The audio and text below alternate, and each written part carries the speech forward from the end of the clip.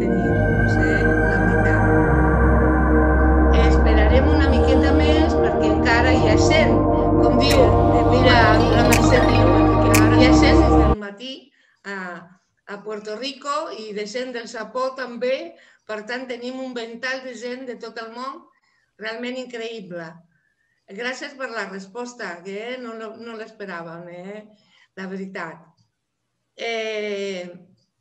I Gladys, si comencem, la Gladys també, si vol saludar. Hola, bon dia a tots. Bon dia, bona tarda o bona nit, depèn on sigueu. Gràcies per la vostra participació, gràcies per ser-hi aquí tant d'hora, no? O tan tard. I, bueno, que tinguem una bona trobada. Molt bé. He de dir la veritat que aquestes trobades s'està fet amb totes les ganes de trobar-nos per la llengua i poder caminar junts per a construir aquest somni del que pensem el que és Catalunya. Per tant, abans de res, vull agrair la participació de tots vosaltres i per a presentar la trobada, el senyor president del nostre casal ens ha deixat unes paraules.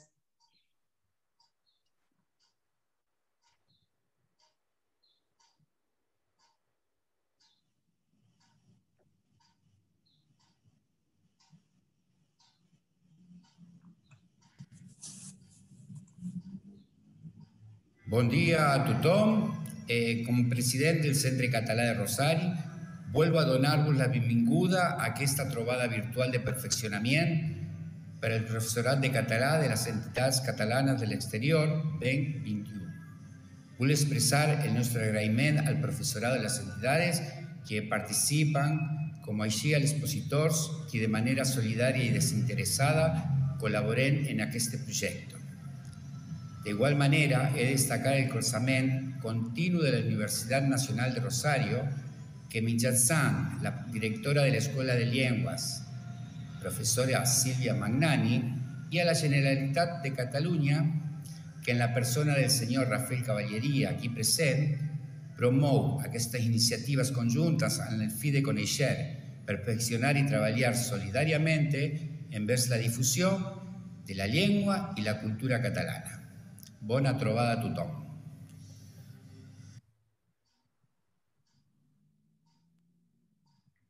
Bé, Rafael, una meravella poder escoltar a Lugo parlar en català. Aquestes són les coses de la llengua, no? I ara et deixo que tu dirigeixes unes parauletes per nosaltres i així podem començar a treballar. Molt bé, moltes gràcies, Rosana. Se'm sent bé? Sí, perfectament. Perfecte. Hi ha vegades que amb això de les noves tecnologies vas parlant i al cap de 10 minuts algú et diu no, si no et sentim, no? I és molt curiós, no?, el que ens porta a les èpoques que vivim. No, escolta, jo de manera molt breu, no? En primer lloc, s'ha de felicitar i fer un reconeixement a la feina que han fet la Rosana i la Gladys per organitzar una trobada virtual que malgrat pugui semblar molt fàcil, que les noves tecnologies és bufar i fer ampolles, no és veritat i requereix una feina i unes hores de dedicació i que elles han portat de manera magistral i crec que se'ls ha de fer aquesta felicitació per les sessions que tindrem i un reconeixement, com no pot ser d'una altra manera, per tota aquesta feina feta. Jornades com aquestes esdevenen molt importants,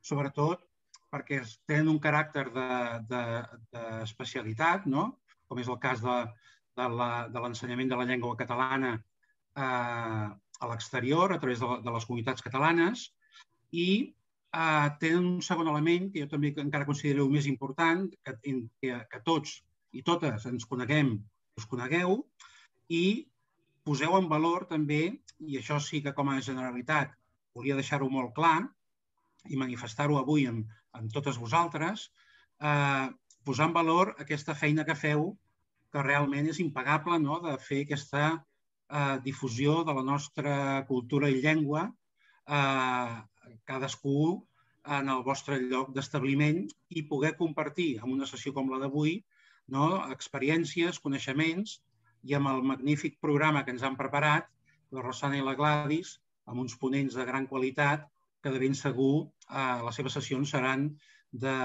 molt benvingudes i ben aprofitades per totes, no? Per tant, volia deixar molt clar aquest reconeixement i donar-vos una empenta, no?, de dir, ostres, continueu amb aquesta feina, perquè realment, malgrat la distància, i us pugui semblar a vegades que no és així, doncs des d'aquí la valorem molt, tant des del Departament d'Acció Exterior com del Departament de Cultura, que en parlem moltes vegades d'aquest tema, no?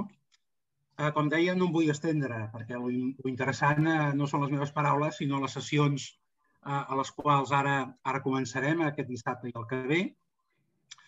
Com sabeu, estem en una època de canvi, uns canvis forçats, no? La pandèmia ens ha obligat a adaptar-nos i a aprendre noves formes de relacionar-los i de tenir contacte entre nosaltres, però crec que de tot, malgrat és una frase molt sentida, de tot se n'ha d'aprendre, no? I crec que és una oportunitat també, i en aquest sentit hem d'anar endavant i hem de continuar, i ja veurem si les noves tecnologies i les formacions virtuals arriben per quedar-se al 100%, o una part, o res, i tornem a la presencialitat, que jo continuo pensant que és molt important la presencialitat, sobretot en cursos de formació, perquè aquest contacte que tenim directe, com deia, aquest contacte més humà, doncs esdevé una part molt important i un element formatiu cabdal. Res més, no us vull atabalar amb res més. Crec que ja és hora que comencem aquesta fantàstica jornada. Jo m'excusaré perquè d'aquí mitja horeta tinc un acte aquí en el meu poble que també hi haig d'assistir, m'haig de desdoblar avui una miqueta, però intentaré seguir en algun moment les sessions que aneu fent. Per acabar, deixeu-me només una salutació, perquè, com sabeu, fa molts anys que estic treballant en l'àmbit de les comunitats catalanes, dels casals, i que em relaciono amb tots vosaltres, i que és un plaer veure entre nosaltres l'Àngel Perella, com no, gran amic, també una abraçada, o la Mercè Porqueres, que també fa molts anys que ens coneixem i que també la seva tasca té un valor incalculable per nosaltres. I no vull anar dient noms perquè sempre te n'oblides algú i quedes molt malament, però sí que voldria fer aquesta menció i enviar-vos des d'aquí al meu poble, que és Cardedeu, en el Vallès Oriental, enviar-vos una forta abraçada a tots vosaltres i donar-vos les gràcies en nom meu i en nom de la Generalitat per la feina que feu. I res, i espero que les jornades, un cop s'acabin, tots tinguem un pensament de dir, ostres, que bé que haguem fet aquestes jornades, esperem que les puguem repetir una altra ocasió perquè han valgut molt la pena i ens han agradat molt. Una abraçada, repeteixo, moltes gràcies per la vostra tasca i el vostre suport que heu tingut sempre. Moltes gràcies, Rafael. Bé, nosaltres hem preparat un petit vídeo perquè no tothom coneix Rosario i no tothom se'ns coneix a nosaltres. I el que volíem deixar-vos és aquesta impressió des de la vista, no? Així que compartirem, abans de començar la sessió amb Daniel Cassanys, un petit vídeo.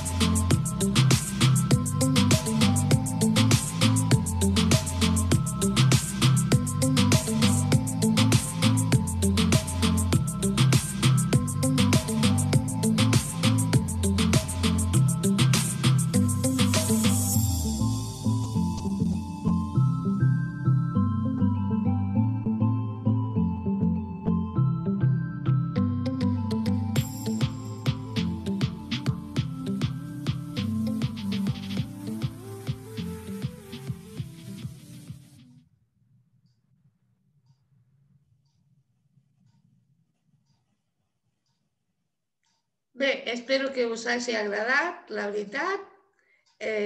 Molt bé, gràcies.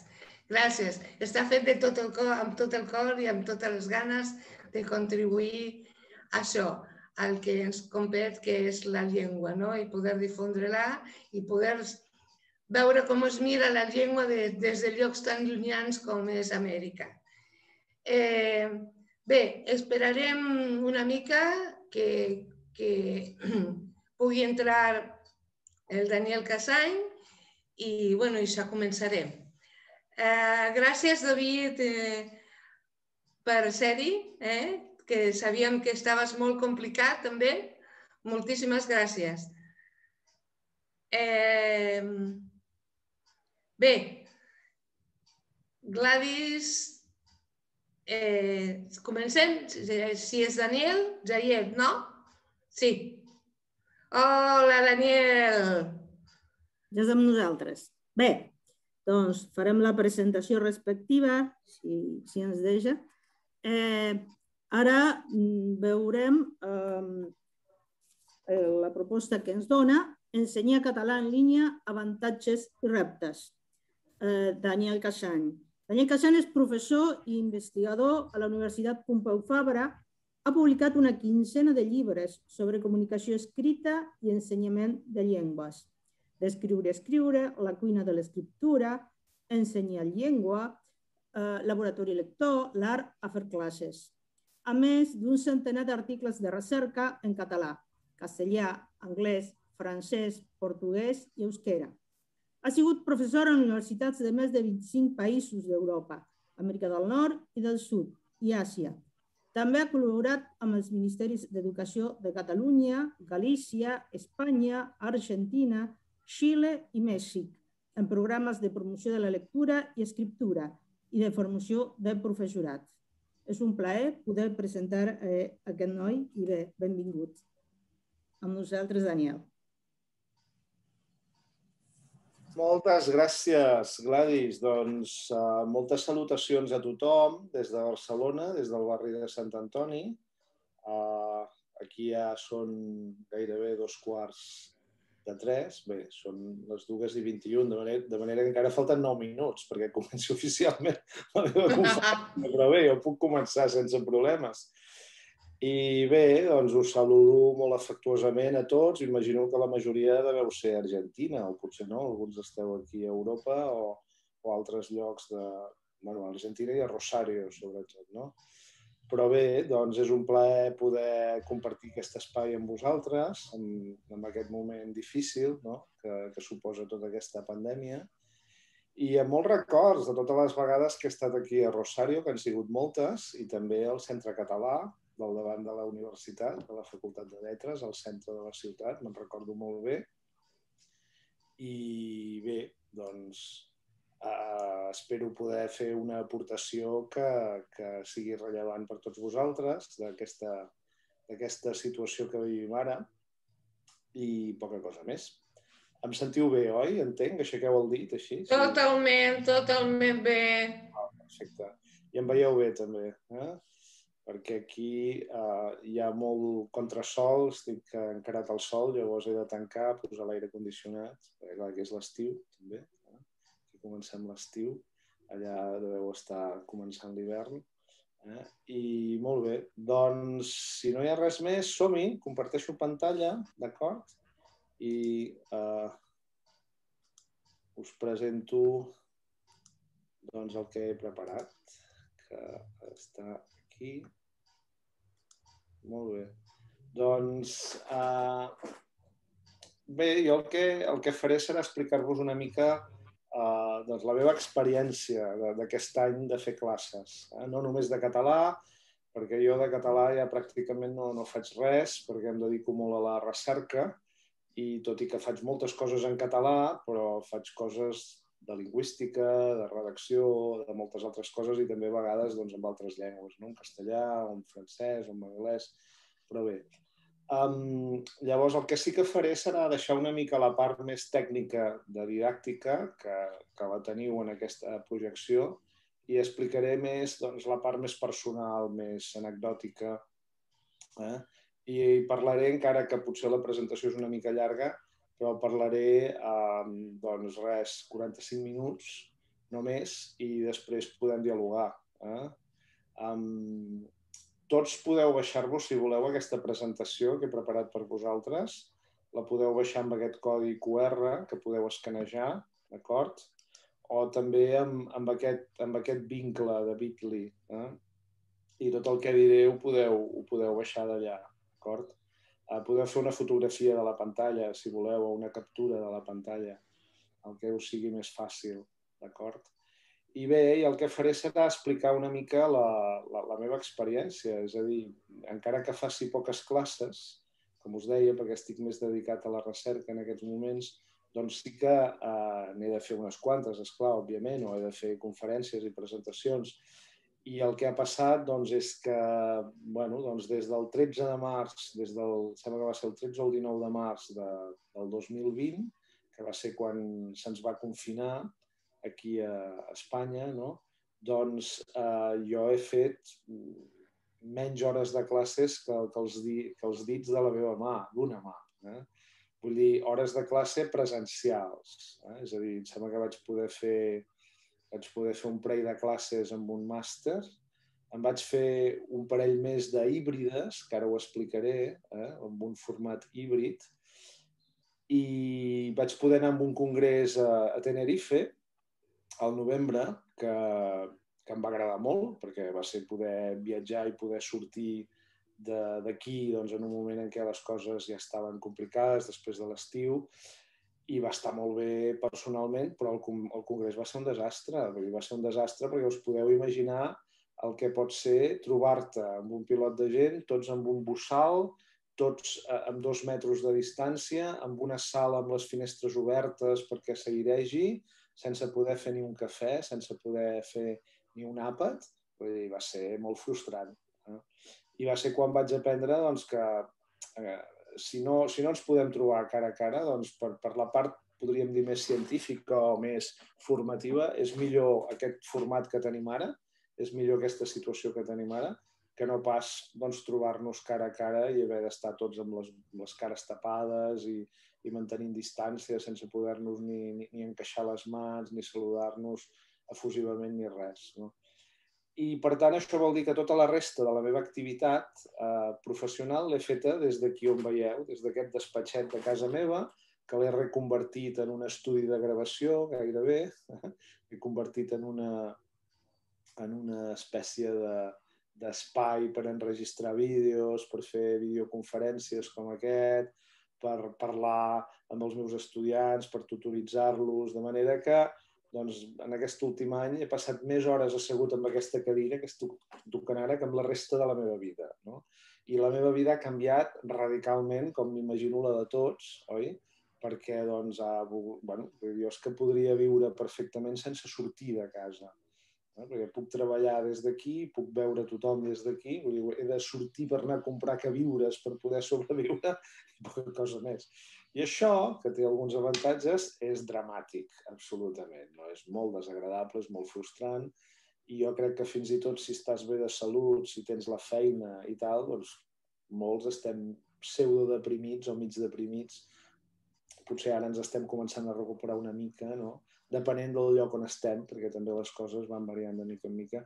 A mi, ahir al matí em van posar la segona dosi, l'última, d'AstraZeneca, de manera que ja puc, en principi, si no surt una variant Epsilon, una d'aquestes, no la Delta, sinó les que venen després, doncs en principi ho enfoques millor, no? Però bueno, les coses ara aquí tornen a repuntar de manera que és terrible. Però bé, som-hi i anem endavant. I parlaré una mica d'això. Primer parlaré de les modalitats d'ensenyament que ens ha portat aquesta situació. Parlaré doncs, del cara a cara, de l'ensenyament síncron, de l'ensenyament asíncron. Faré algunes al·lusions a alguns exercicis, algunes tècniques. Parlaré una mica també del WhatsApp, de la missatgeria, que és molt útil en aquestes circumstàncies. De fet, ara estava dinant i estava pensant, ostres, si tenim algun problema amb això de Rosario, és que no tenim WhatsApp. I aquesta és una norma bàsica. Sí, digues? És una norma bàsica de les comunicacions en aquest sentit, que és que necessites una garantia externa, no? Necessites alguna cosa de comunicació. Dic, bueno, em poden escriure un correu i jo el veuré de seguida, no? Però clar, no és tan immediat com un WhatsApp, no? Però bé, la veritat és que la tecnologia acostuma a funcionar. Jo durant aquest any que he estat aquí, que pràcticament podríem dir que cada setmana tinc alguna o dues o tres conferències a qualsevol lloc i pràcticament cada dia m'he de connectar amb algú per algun tipus de reunió o de trobada, etc. Doncs, a veure, ha fallat potser una o dues o tres vegades. Vull dir que molt poc. I el fallo, doncs, moltes vegades és molt lleu i no t'impedeix continuar. Doncs molt bé, som-hi. I aquí tenim una mica la situació que tenim ara, no? Que és una situació molt més complicada que la que teníem fa 20 anys o fa 10 anys, perquè resulta que doncs, amb les tecnologies hem començat a diversificar les maneres de poder ensenyar i de poder aprendre. Aleshores, doncs, teniu en principi un format presencial, cara a cara, i després teníem el que abans en dèiem a distància. A distància, que era que doncs, tu abans, doncs, per exemple, quan jo era jove i estudiava, hi havia gent que ja anava a la UNED, que la veieu aquí sota, la UNED. La UNED és la Universitat Nacional a Distància, la que va sortir després catalana és la UOC, la Universitat Oberta de Catalunya, i bé, doncs aquestes universitats ofereixen la possibilitat que tu puguis estudiar a distància, es deia. Clar, després de distància a distància abans volia dir doncs, que rebies per correu un pilot de llibres que havies de llegir, que tenies una trucada telefònica de tant en tant, i sí que en algun moment havies d'anar a alguna ciutat grossa. Sí? Hi ha un soroll? Havies d'anar en alguna ciutat gran a fer l'examen final, que sí que era presencial. Però la resta ho podies fer pel teu compte en línia. I són uns centres prestigiosos, vull dir que no tenen mala fama els títols de la UNED, per exemple, o de la UOC. Però clar, això ha canviat molt ara. I ara tenim, doncs a l'esquerra de tot teniu la situació més tradicional de cara a cara, que és una aula on màxim el que fa el professor és donar deures, posar deures als alumnes, als estudiants, que els fan a casa. Llavors us he posat les escoles oficials d'idiomes, que ja sabeu que són escoles on s'aprenen llengües, doncs bàsicament continuen sent presencials. Després tenim les escoles d'adults, el centre de formació d'adults, aquí us he posat el de Trinitat Vella, que és un barri d'aquí a Barcelona, que també, per les característiques de les persones, que són persones moltes vegades grans, però cada vegada